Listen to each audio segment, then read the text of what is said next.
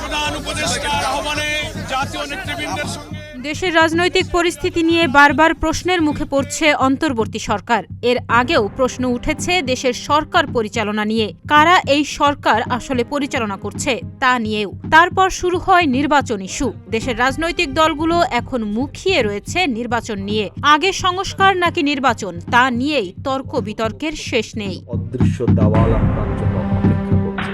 দেশের বড় রাজনৈতিক দল বাংলাদেশ জামায়াতে ইসলামী দেশের সংস্কারের দিকে মনোযোগ দিলেও এখন বলছে অন্য কথা। প্রয়োজনীয় সংস্কারের পরেই হওয়া দরকার জাতীয় নির্বাচন, নইলে দেশ সামাল দেয়া হবে দুষ্কর। এমন কথাও বলছেন জামায়াতের শীর্ষস্থানীয় নেতা।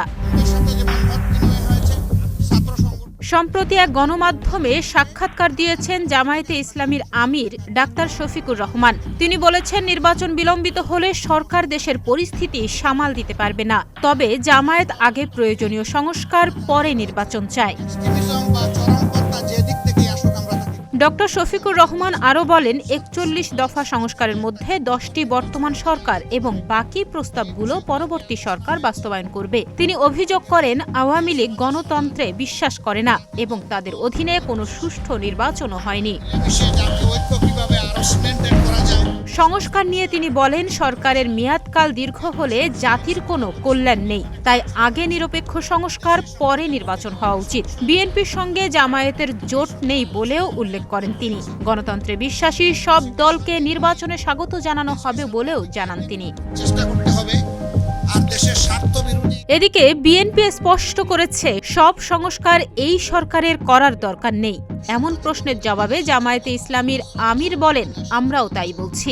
জামায়াতের ৪১ দফা সংস্কার প্রস্তাবের মাত্র ১০টি এই সরকারকে করতে বলেছি, বাকিগুলো নির্বাচিত সরকার করবে। নির্বাচনে আওয়ামী লীগকে কেমন অবস্থানে দেখতে চায় জামায়াত? ডক্টর ইউনূস স্পষ্ট করে বলেছেন, নির্বাচনের পর আওয়ামী লীগকে নির্বাচনে স্বাগত জানানো হবে। ছাত্র নেতৃত্বও একই কথা বলছে। তবে জামায়াত আওয়ামী লীগকে আগামী নির্বাচনে চায় কিনা সেই প্রশ্নে শফিকুর রহমানের স্পষ্ট উত্তর, আওয়ামী লীগ নির্বাচন বিশ্বাস করে না। তাদের অধীনে ৩টি নির্বাচন হয়েছে, তারা উদাহরণ তৈরিতে ব্যর্থ হয়েছে। তার বক্তব্যে এটা পরিষ্কার যে আগামী নির্বাচনে আওয়ামী লীগকে দেখতে চায় না জামায়াত। তাহনিয়া ইয়াসমিন, প্রতিদিনের বাংলাদেশ।